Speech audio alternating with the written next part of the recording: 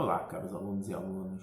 Vamos lá para o nosso sexto vídeo desse curso de História, aula de hoje, o Renascimento, beleza? Então, na aula de hoje, o que a gente vai ter? A gente vai ter aí, olha, pensar o surgimento do Renascimento, como surgiu tudo isso, a ideia do Renascimento cultural e também do Renascimento científico. Vamos à aula?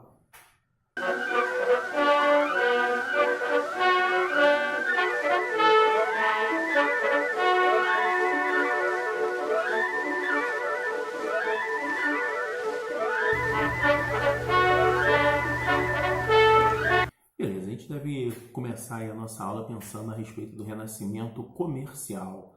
E na última aula que a gente trabalhou aí abaixo da Idade Média, falamos da Cruzada, e a gente deve observar o seguinte, que após a Cruzada houve um intenso desenvolvimento comercial com produtos sendo trazidos do Oriente. Começou a chegar muitos produtos do Oriente, as chamadas aí especiarias, que tinham um alto valor comercial dentro da Europa. Esses produtos começam a chegar cada vez com mais força do Oriente. E claro, a gente vai perceber aí, olha, as rotas comerciais. Então começam a surgir diversas rotas comerciais. Perceba, gente, que essas rotas comerciais elas passam principalmente aí pelo Mar Mediterrâneo. Então essa região aqui, olha, do Mar Mediterrâneo. E também, obviamente, pelo Mar do Norte até alcançar as principais cidades portuárias da Europa. Claro que a gente vai perceber aí, olha, que a crise do feudalismo levou a população europeia a deixar os feudos a caminho das cidades, locais de intenso comércio. Bom, vamos lá, vamos pensar aí a esse respeito. O que aconteceu? Houveram diversas guerras entre os feudos, houve a Grande Fome, uma série de situações que vai aos poucos levando a população a sair dos feudos e procurar alguma alternativa de melhorar de vida, e essa alternativa passa a ser as cidades. Então muita gente acaba saindo dos feudos e procurando as cidades, chamados burgos na época medieval. Então essas cidades começam a ter um aumento do fluxo populacional e obviamente um aumento do fluxo de comércio. Então, como eu já cantei a pedra, nas cidades chamadas no período medieval de burgos, surgiu uma nova classe social, a burguesia. Então, burgos, burguesia. Então, quem era a burguesia? Eram os comerciantes dos burgos, das cidades. Essa nova classe social ela vai ter uma aspiração de poder, é claro, todas as classes sociais elas vão ter essa aspiração de poder, só que esse poder ele começa a ser construído, ele começa a ser desenvolvido a partir da aula de hoje, a partir do Renascimento. Isso vai sendo construído ao longo do século XVI, XVII, até chegar um momento glorioso aí da burguesia, que é o finalzinho do século XVIII, com a Revolução Francesa. Tá? Então, antes disso, a gente tem o Iluminismo, que os grupos da burguesia vão questionar bastante o status quo da época, da Idade Moderna, e marca também aí o início da Revolução Francesa, onde a burguesia, de fato, vai tomar o poder e virar a grande classe social dominante que basicamente é hoje. Então, os burgueses eram uma nova classe social que foi acumulando fortuna com o poder do comércio. Eles queriam agora mais poder dentro da sociedade. Então, nesse exato momento aí, a gente deve relembrar uma característica muito da época medieval. E qual era essa característica? As classes sociais eram classes sociais no qual você não podia ter ascensão, você não podia sair de uma classe social, melhorar de vida. Então, o sujeito que nascia nobre, ele morria nobre; o sujeito que nascia camponês, ele morreria camponês sem nenhuma aspiração de ascensão social. O que é a burguesia? É uma classe que permite essa ascensão social, permite o sujeito sair de uma situação de muita pobreza e chegar a ser um cara rico, um cara que aspira a ter o poder. O problema é que o mundo onde o Renascimento está inserido ainda é um mundo de transição, uma passagem da idade medieval para essa nova idade moderna que está se construindo no horizonte. E claro, quem vai lapidar essa construção da idade moderna é essa nova classe social que está surgindo, a burguesia. O Renascimento ele vai ter um surgimento aí na Península Itálica, e a gente vai destacar daqui a pouco que algumas cidades da Península Itálica vão ter uma intensa movimentação de comércio, o caso de Gênova e Veneza, e desse comércio faz com que essas cidades fiquem muito ricas, tenham burgueses muito ricos, e esses burgueses muito ricos começam a investir o seu dinheiro na tentativa de construir um poder, na tentativa de construir uma sociedade diferente daquela sociedade medieval, construir uma ideia de valores diferentes. Esses valores seriam basicamente o valor da construção do dinheiro, quanto que o dinheiro é importante na construção do poder. E aí a gente começa a pensar um novo modelo para a época moderna. E esse modelo passa a ser a construção da ideia de que o dinheiro faz você poderoso e não mais as terras, não mais o elemento familiar. E o Renascimento é um questionamento disso tudo, desses valores. Então, os burgueses vão financiar, bancar escultores, pintores para promover esse questionamento. Claro, as duas principais cidades aí, Gênova e Veneza, vão se destacar.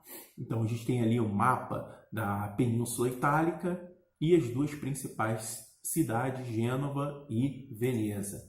Então, claro, uma imagem aqui atual, a imagem de Gênova hoje, um dos grandes portos da Europa. Mais uma imagem aqui, especificamente do Porto de Gênova. É um porto gigantesco, escoa grande parte da produção europeia, do comércio europeu até hoje. E a cidade de Veneza, com suas gândulas e tudo mais, a cidade que aspira o romantismo e que na época aí, do início da Idade Moderna, tinha um poder comercial enorme. Então, mais fotos aí de Veneza. Então, com a burguesia financiando, vem um novo modelo, um novo parâmetro, um novo estilo artístico, e esse estilo é o estilo renascentista, onde ele vai desenvolver a ideia da perspectiva da pintura. Eu trouxe alguns exemplos para a gente visualizar isso. Então, no caso, os artistas começam a retratar outras pessoas. Então, antes, na época da medieval, você retratava muito figuras importantes, pessoas nobres e tudo mais, e um foco muito forte em cima de imagens religiosas e santos e pessoas importantes dentro da religião católica. Com o renascimento artístico, pessoas mais comuns e, claro, os burgueses que estão financiando, botando grana nisso, passam a ser também retratados. Um dos exemplos clássicos aí, a noção de perspectiva, é esse quadro do Van Eyck, tá? O casal Arnolfini, de 1434. Perceba o seguinte, aparentemente uma imagem, uma pintura sem muito elemento, digamos assim, inovador, mas se você começar a olhar com mais especificidade, você começa a perceber que, olha, a noção de perspectiva e profundidade. Olha só, vai marcar aqui, olha, tá vendo? Aqui no fundo da imagem a gente percebe um espelho. O que tem nesse espelho? Agora que vem um bacana. Dentro desse espelho, o artista pintou ele mesmo fazendo a pintura do quadro. Então, olha, a projeção aí do espelho e ele vai pintar ele mesmo no fundo. Isso é o máximo da ideia de perspectiva. Outras ideias de perspectiva muito interessantes está lá no teto da Capela Sistina, algo espetacular, 1511, feito pelo Michelangelo.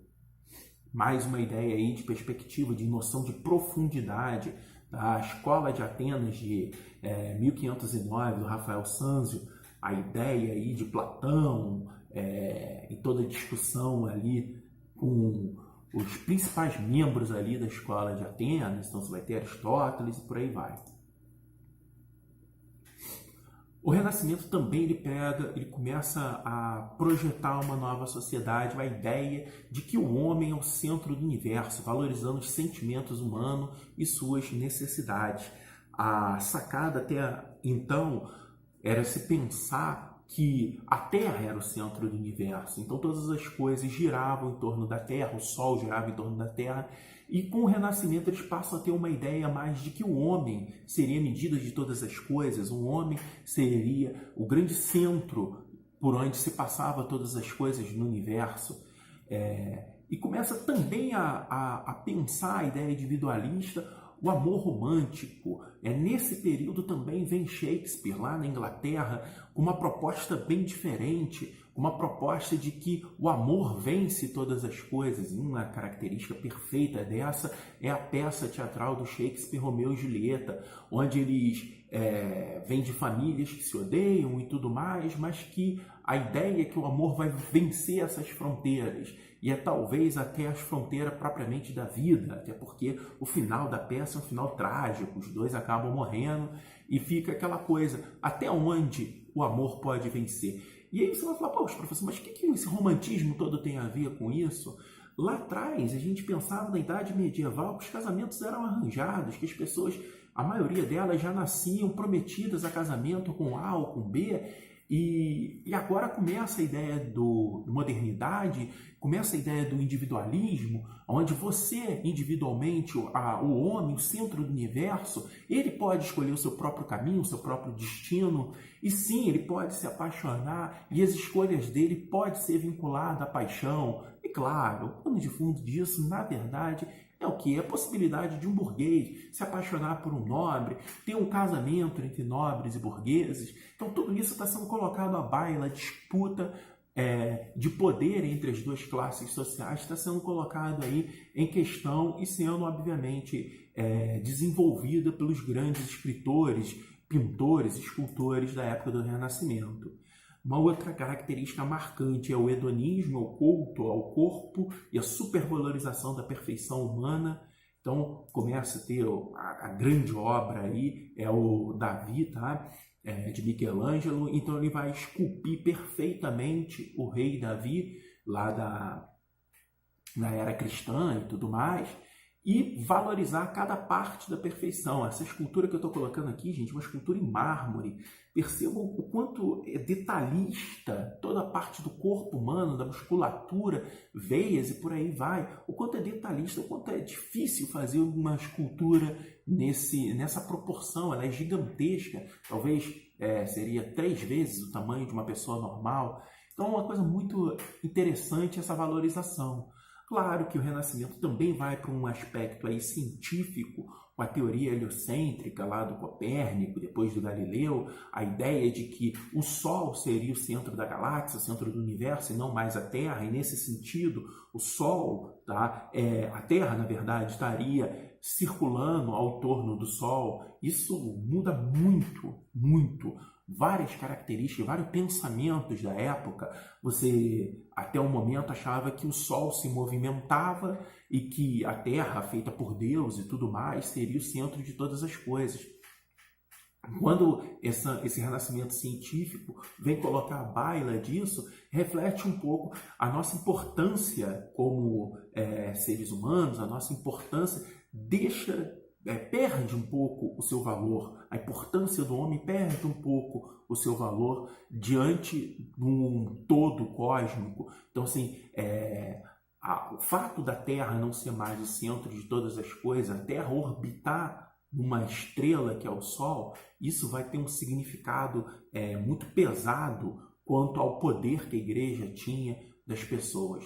É claro que eles não vão diretamente atacar a igreja, mas seria uma consequência desse renascimento científico, também uma certa bater de frente com a igreja. O próprio Galileu é perseguido pela igreja e tudo mais, tem que refutar a sua própria teoria e por aí vai.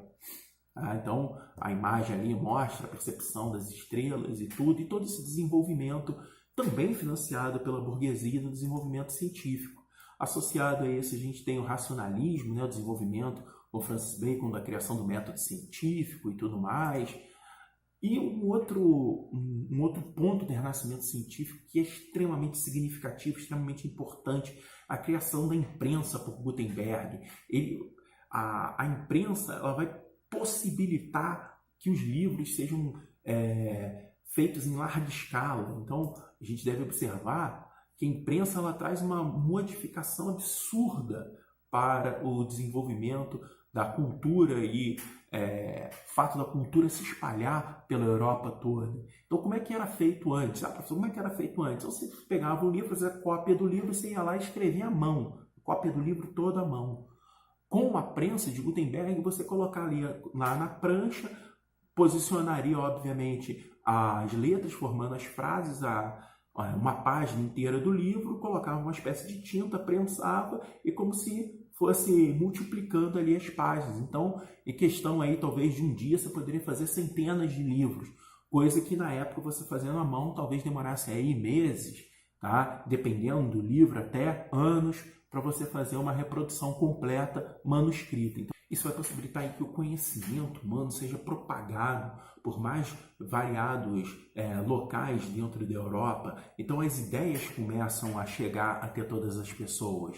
É claro, tudo muito devagar. Você tem um período aí onde muitas pessoas não sabiam ainda ler. Então as coisas vão sendo devagar. A inovação tecnológica, obviamente, ali vai sendo devagar. Mas isso vai possibilitar a proliferação do conhecimento significativamente para toda a Europa. Bom, é isso aí. Agora acabou. Obrigado por assistirem a minha aula. Até semana que vem.